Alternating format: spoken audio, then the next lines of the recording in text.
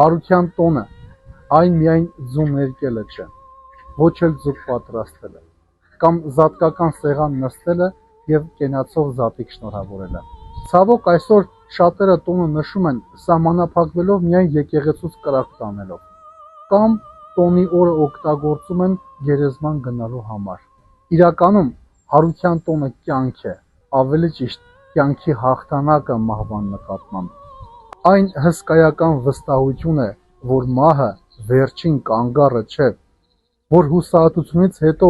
էլի լույս կա, որ մութ օրերից հետո Աստված նոր սկիզբ է տալիս։ Ճրագը,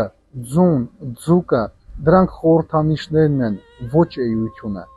Էությունը Քրիստոսն է, հարություն առած և կենդանի։ Ու եթե իսկապես ուզում ես տոնել այս տոնը, գնա եկեղեցի, մասնակցիր պատարագին, հաղորդություն ստացիր, հաղորդակից եղիր Աստծո խոսքին և օրվա պատգամին, ոչ թե սովորությամբ, այլ անկեղծ սրտով։ Եվ կտեսնես, ինչպես հենց դու էլ հարություն ես առնում քո հոգսերից, քո հոգնածությունից, քո անորոշությունից։